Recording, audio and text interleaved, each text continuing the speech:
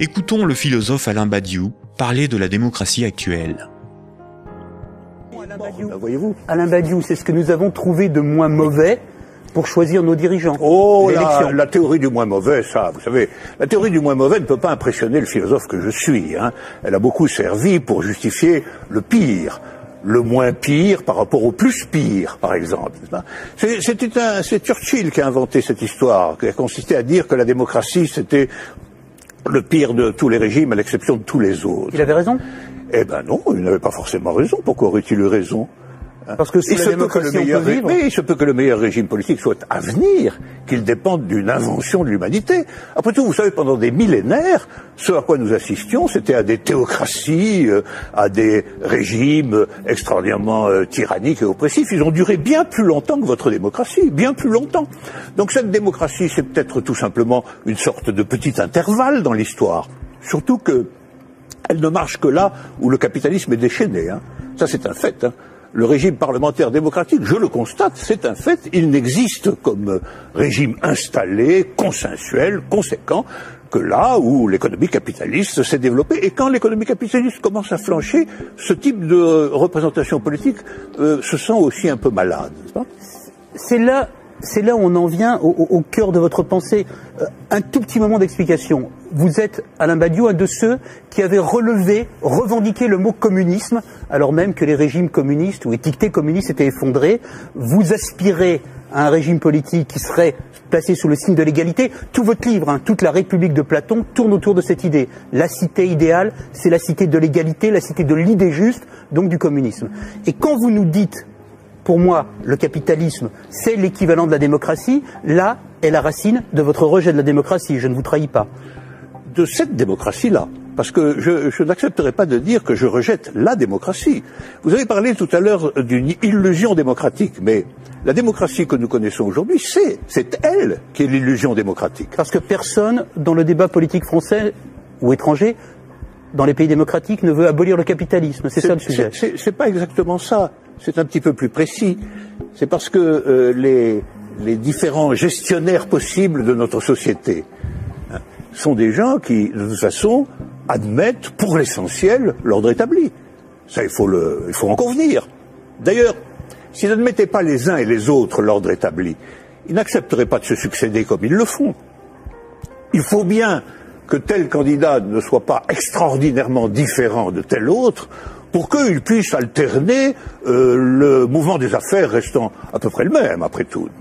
Donc il y a un consensus fondamental qui fonde ce que vous appelez, vous, la démocratie, qui est une démocratie tout à fait normée, tout à fait particulière, et qui repose sur des acceptations fondamentales premières. Voilà. Et donc je soutiens que nous ne vivons pas du tout dans la démocratie. Nous vivons en réalité en oligarchie. Voilà. Nous sommes dominés par une oligarchie financière, politique et médiatique. Tout le monde le sait d'ailleurs. Tout le monde voit parfaitement qu'il faut absolument maintenir ce système pour maintenir le système politique lui-même. Qui gouverne dans la cité juste, dans la cité idéale? Eh bien, qui gouverne normalement dans la cité juste, dans la cité idéale, c'est précisément tout le monde. C'est la démocratie véritable. C'est-à-dire qu'il n'y a pas d'État séparé de l'ensemble des gens. Voilà. C'est ça la cité idéale. La cité idéale, c'est la grande idée communiste de Marx lui-même, qui est un peu oubliée, mais que je voudrais rappeler. C'est le dépérissement de l'État.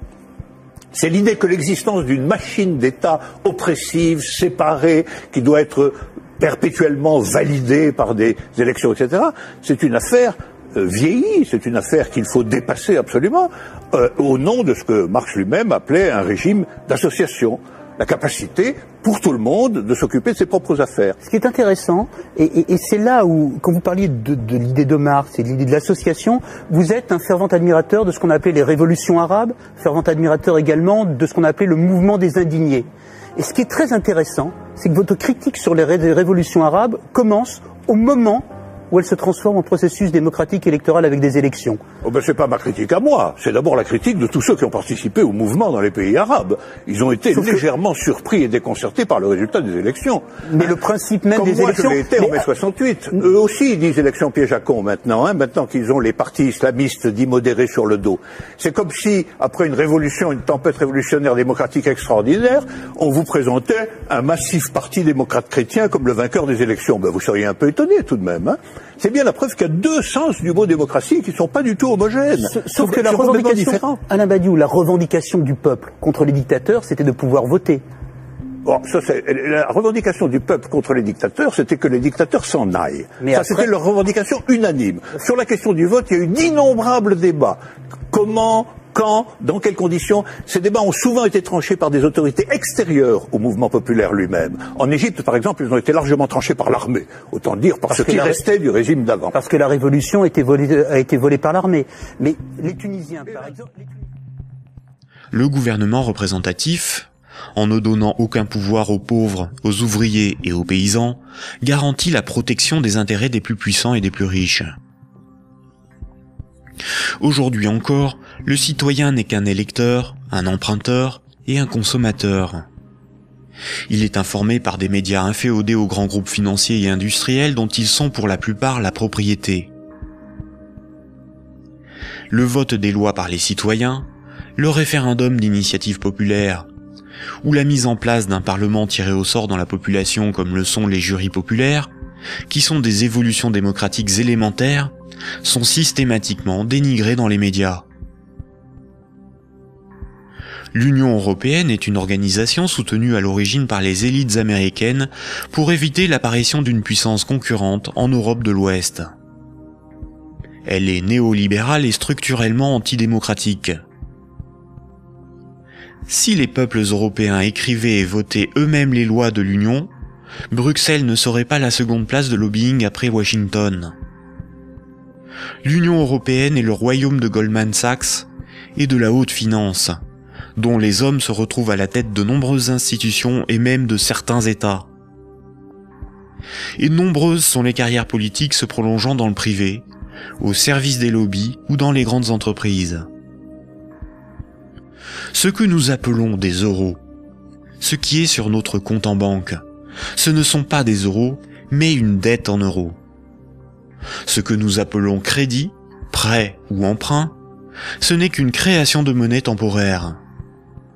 Ce que nous appelons démocratie n'est pas une démocratie, mais une oligarchie.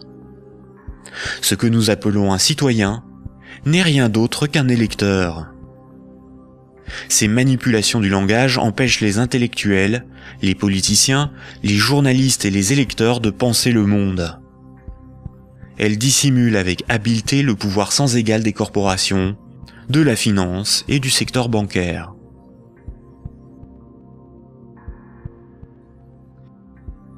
Aujourd'hui, la planète n'est plus capable de se régénérer. L'humanité tout entière est en train de se confronter aux limites de la Terre elle-même et manque de ressources naturelles. Toute croissance économique nécessite beaucoup de matières premières et d'énergie. Or, les ressources de la planète sont limitées. Certaines organisations militent pour qu'une nouvelle approche économique et sociale émerge, pour que nous soyons respectueux de notre environnement et sortons d'une logique de compétition, de surconsommation et de conflit. Certains font la promotion de la décroissance. La décroissance permettrait l'équilibre de l'activité humaine et les ressources de la planète. Mais la décroissance sous-entend une réduction permanente de la demande de crédit, donc une contraction de la masse monétaire qui déboucherait rapidement sur une crise économique majeure. En réalité, les nations sont les esclaves de l'impérieuse nécessité d'une dette perpétuelle pour disposer de monnaie, donc d'une croissance soutenue, impliquant une consommation en progression constante. S'il n'y a plus d'anticipation de revenus futurs, il n'y a plus de crédit, donc la monnaie disparaît, l'État ne peut plus fonctionner et l'économie s'arrête.